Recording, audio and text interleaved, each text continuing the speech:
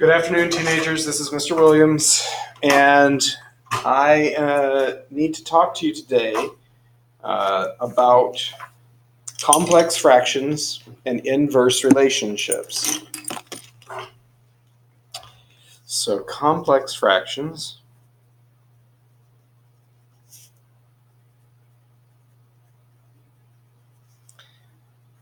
and inverse relationships.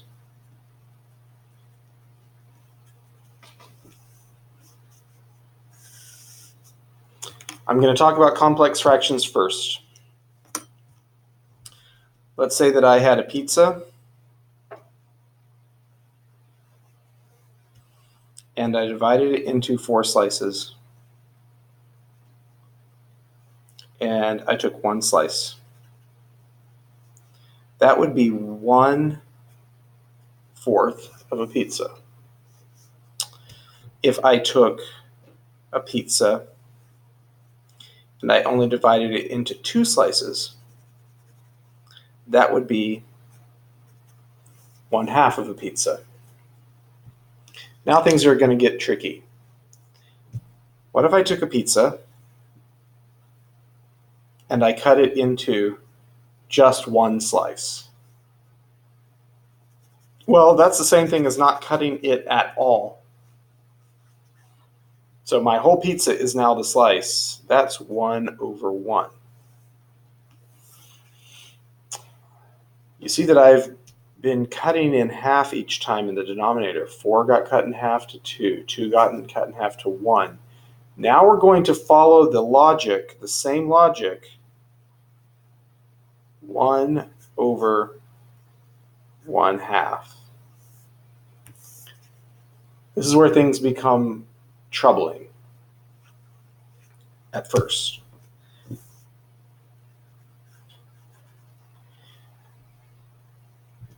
The top, the numerator, each time tells me how many slices I have.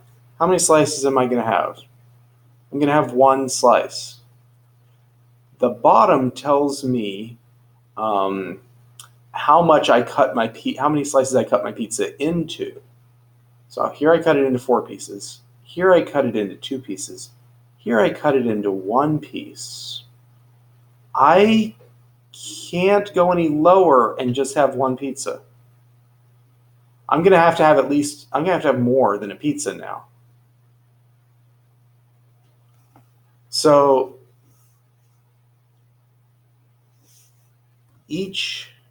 I got a pizza,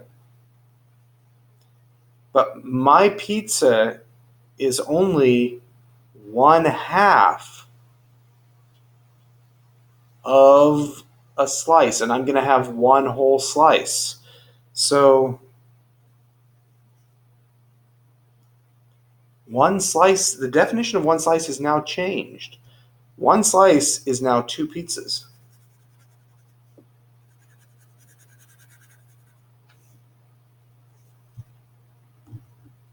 It's a little challenging to think about.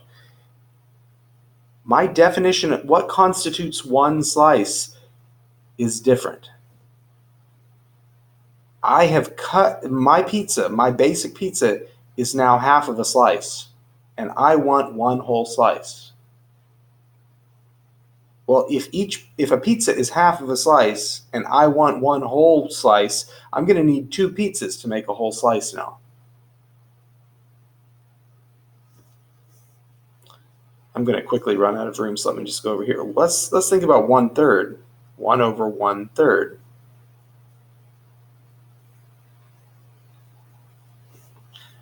Well, my pizza, here's my pizza. My pizza is 1/3 of a slice. So how much is a slice now? Well, if my pizza was 1/3 of it, then it's going to take 3 whole pizzas to give me 1 of my newly defined slices.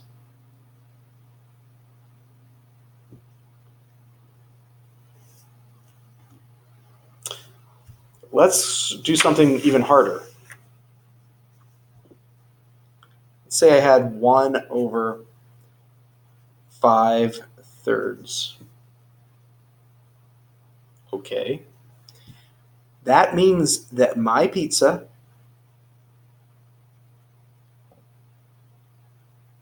actually, I don't want to do 5. Let's do 3/5 because I think 3/5 will be easier for me to draw. Let's do 3/5.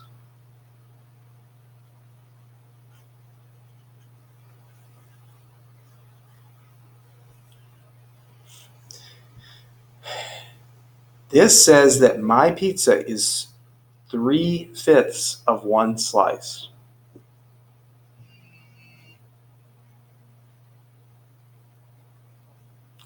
That means if my pizza had 3 pieces to it, that this would be 3/5 of a slice, which means I'm going to need another pizza here that is also divided into thirds, but 3/5. So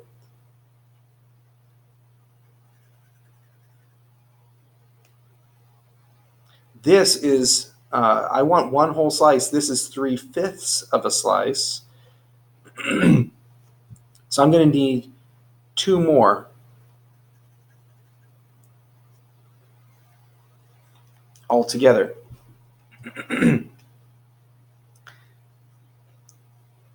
My original pizza is 3/5 of what I need. So if I divide it into 3 parts, I'm going to need 2 more parts to make a whole slice. Because my original pizza is 3/5 of the total amount that I need, because I want one whole slice, and my pizza only counts as 3/5 of a slice. So if I divide it into 3 parts, that means I have to divide my pizza into thirds. I'm going to need 2 more slices of that size, 2 more pieces of that size to make one whole. So then I'm going to need 1, 2, 3, 4, 5. 5 pieces, and so that's 5/3.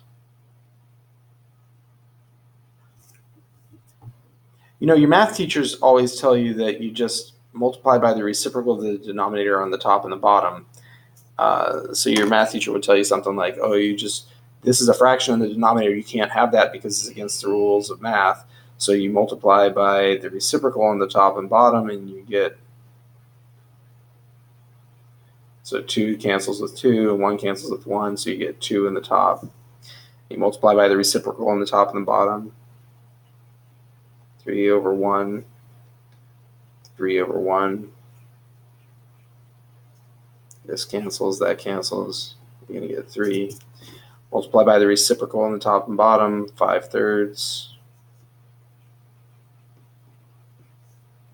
That cancels, you're going to get 5/3.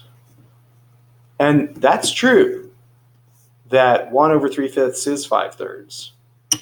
But I'm trying to explore with you why. Let's try another one. Let's say 1 over, let's do something that I have not done. 1 over 3/4. That means my pizza is going to be, oh, this is too easy.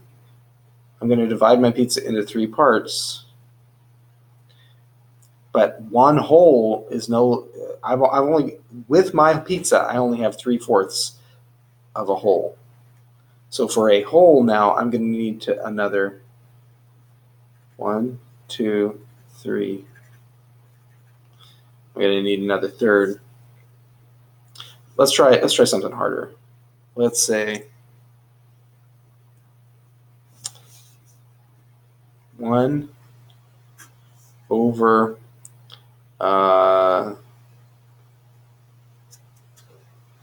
2/3.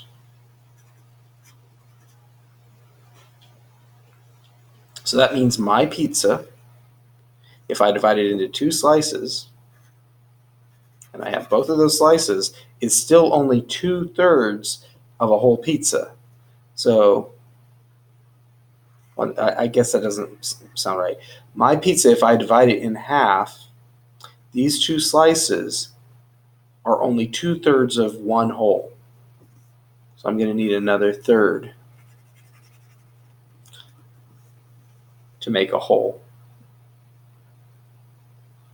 because my pizza was 2/3 of a whole, but I want an entire whole. So 1, 2, that's 2/3 of a whole. So I'm going to need another slice this big to make a whole. So a whole for me now is 2/3. A whole for me is going to be 3/2 of my original pizza. 1.5 pizzas is 1/2 of a pizza.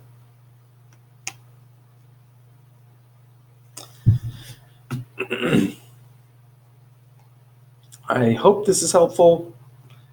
At least it helps you, I hope, understand why you multiply by the reciprocal of a complex fraction on the top and the bottom. So here you would multiply by 4/3.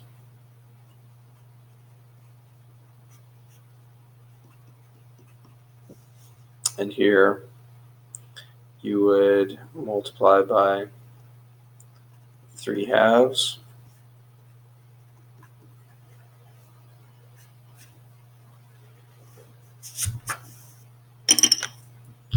I'm going to test our knowledge here and try something a little different. Let's see if our logic applies if we try this fraction. 2 over 2/3.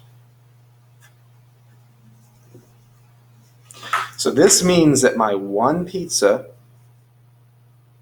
is 2/3 of a whole.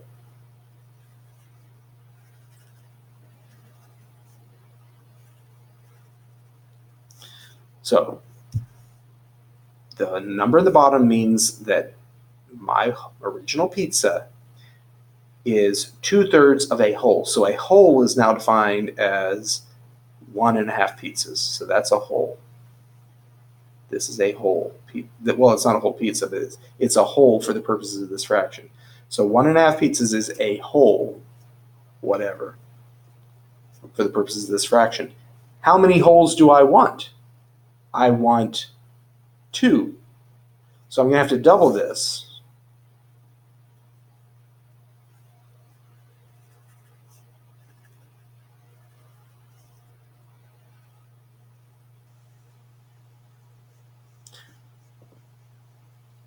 Okay, so 1.5 and 1.5 more. How many pizzas do I have altogether? Well, I have 3. I have 3 pizzas altogether. So then let's do it your math teacher way. 2 over 2/3.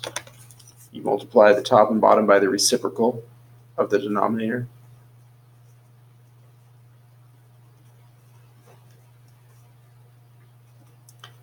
Two times 3 divided by 2.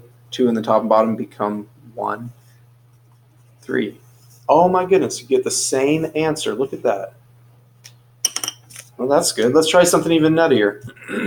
Let's say you had 2 and 2 over 5/8. Well, this is going to be interesting. Let's see. That means my original pizza is 5/8 of a whole pizza. I don't want to have to draw 5. I've never drawn 5 before. Let's see. Well, 6 would be in the middle, so it'd be like, I don't know, something like maybe.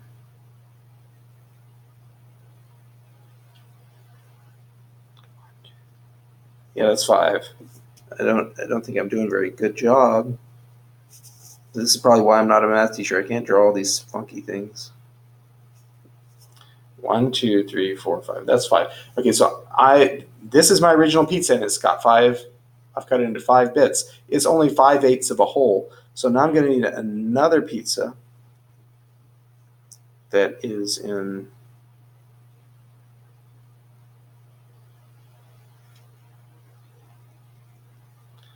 So 1, 2, 3, 4, 5, 6, 7, 8. So this 5/8. This is 5/8 of a whole. And so this thing here is one whole. So now one whole is one pizza plus 1, 2, 3/5 of another pizza. And I want 2 of those. Oh, Lord. Okay, so how many fifths of, well, that's going to be, that's 1, 2, 3, 4, 5, 6, 7, 8. That's 8/5 of a pizza. So I'm getting another 8/5. So let's, 1,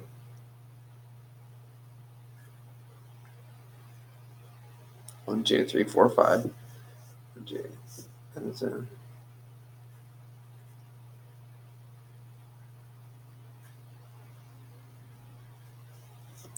Okay, this is 1, 2, 3, 4, 5, 6, 7, 8, and I need two. That's one whole. I need 2 wholes. So 1, 2, 3, 4, 5, 6, 7, 8.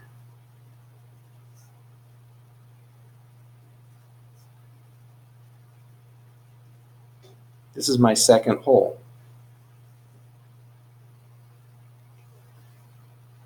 Well, how much do I have altogether now? I have 1 pizza, 2 pizzas, 3 pizzas, and 1/5 of another pizza. So that's 3 and 1/5 of another pizza. You can see from the picture that's how much I have. Well, let's do your teacher's logarithm that they would teach you in math class. 2 over 5/8. Multiplied by the reciprocal is 8/5. 8/5. My phone just will not stop ringing. So the 5 cancels with the 5, and the 8 cancels with the 8, and you're going to get 2 times 8 over 5, and that's going to be 16/5. 5 goes into 16 3 times, with 1/5 left over. Oh my goodness! Look at that! That's exactly the same answer. So when your math teachers are teaching you these procedures, they come from somewhere. They don't just magically appear out of the sky. This is an actual procedure. This procedure is actually meaningful. The direction in the bottom here is telling you your one pizza is this much of a whole, and the numerator is telling you how many holes you have. Okay, hopefully that helps you with complex fractions. Oh my Lord, my phone is just buzzing. It's making me so anxious. I keep getting these text messages, but I need to finish this up. So let's back up. I want to back up to right here. So let's consider this.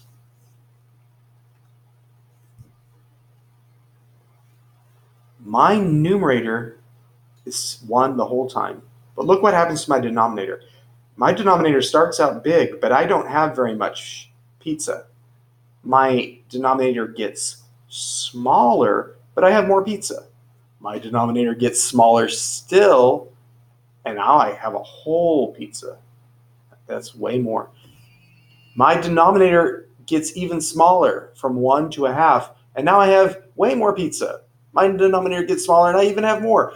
This is an inverse relationship that as the relationship between the amount of pizza I have and the denominator of my fraction is inverse, so that as the denominator gets smaller, the amount of pizza I have gets bigger. You can also think about it the other way.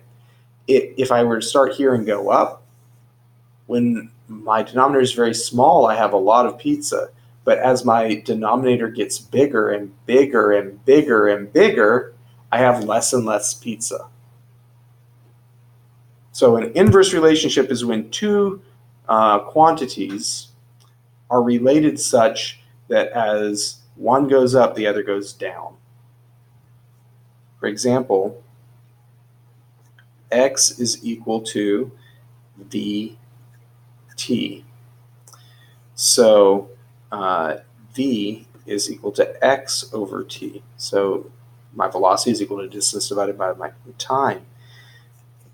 if my velocity, if I keep the distance traveled constant, if I go the same distance every time I make the trip, when I increase my velocity, I'm going to have less time. So if this goes up, if I go faster, it's going to take me less time. And if I decrease my velocity, it's going to take me more time. Okay, folks, that is a little introduction to complex fractions and inverse relationships. Hopefully that helps. Have a great weekend.